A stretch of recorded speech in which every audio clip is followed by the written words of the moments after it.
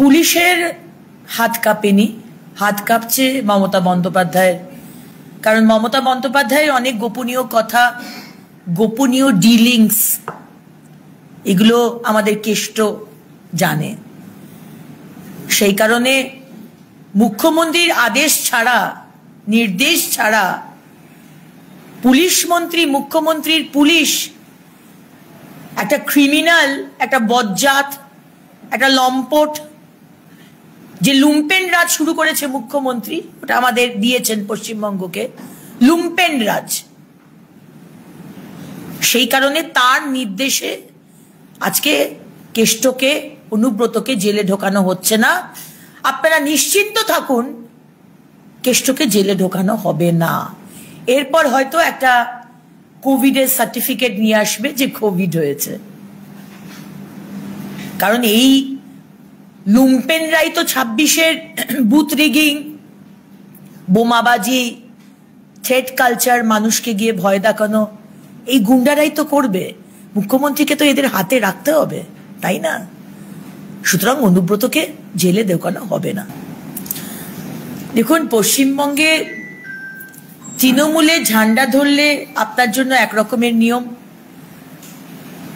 আপনি মুসলমান হলে একরকমের নিয়ম, আর সাধারণ মানুষ, স্পেশালি হিন্দু বা খ্রিস্টান বা শিখ যদি হন, তাহলে একরকমের নিয়ম। এখানে এই ডক্টর হিটলার, তিনি দুরকম কাজের জন্যেই দুটো দায়িত্ব সামলাচ্ছেন। সেখানে অনুব্রতর প্রেসক্রিপশন এবং সার্টিফিকেটও উনি দিয়ে দিচ্ছেন। কিভাবে দুর্নীতি করে ইল্লিগাল, শুধু ডক্টর সার্টিফিকেট নয়, বার্থ সার্টিফিকেট, ডেথ সার্টিফিকেট, আপনাকে শুধু একটু খরচা করতে হবে। আপনি পশ্চিমবঙ্গে মুখ্যমন্ত্রী মমতা বন্দ্যোপাধ্যায়ের এই সরকারে আপনি যে কোনো জায়গা থেকে আপনি ডেথ সার্টিফিকেট, বার্থ সার্টিফিকেট বা ডাক্তার সার্টিফিকেট বা যে কোনো সার্টিফিকেট আপনি পেয়ে যেতে পারেন। অর্থনৈতিক যোগাযোগ নিশ্চয়ই আছে। যেটা করেছে আমি কোনোদিন সমর্থন করব না।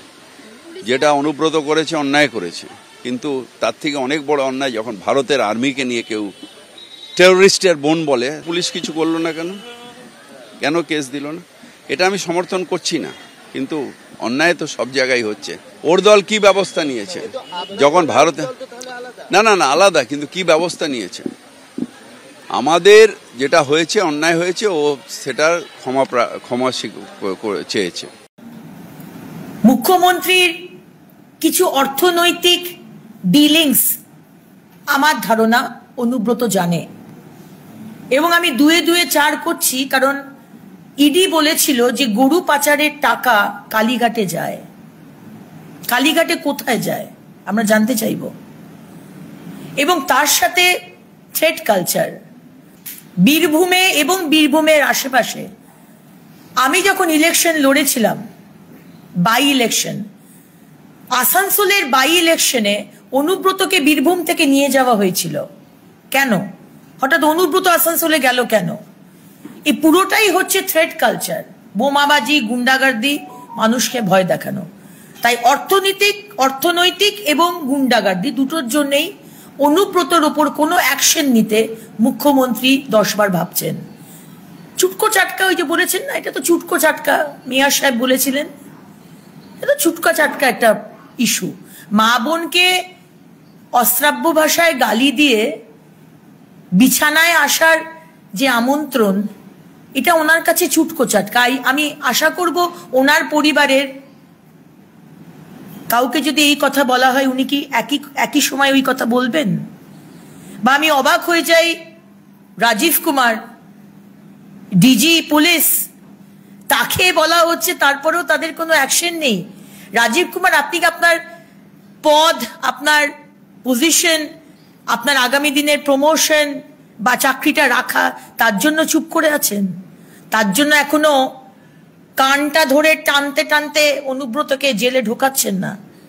সুতরাং মুখ্যমন্ত্রী, আপনার জাজমেন্ট আমরা বাংলার মানুষ বুঝে গেছে। ওই নিচে ছোটখাটো উইচিংড়েদের সাসপেন্ড করে বাংলার মানুষকে আপনি শান্ত করতে চাইছেন, কিন্তু আমরা আপনার এই সাসপেনশনে আমরা আমাদের মন শান্ত হবে না।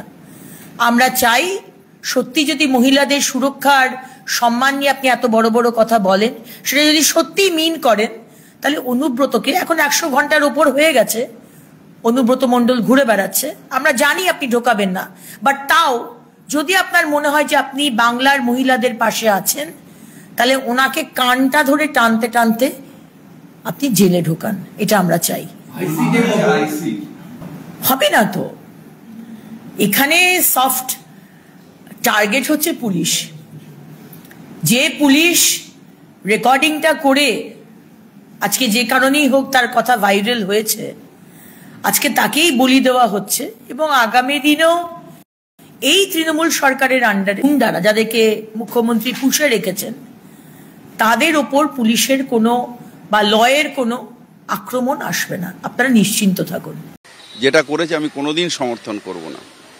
যেটা অনুব্রত করেছে অন্যায় করেছে, কিন্তু তার থেকে অনেক বড় অন্যায় যখন ভারতের আর্মিকে নিয়ে কেউ টেররিস্টের বোন বলে। পুলিশ কিছু করলো না কেন? কেন কেস দিল না? এটা আমি সমর্থন করছি না, কিন্তু অন্যায় তো সব জায়গায় হচ্ছে। ওর দল কি ব্যবস্থা নিয়েছে যখন ভারতে? না না না, আলাদা, কিন্তু কি ব্যবস্থা নিয়েছে?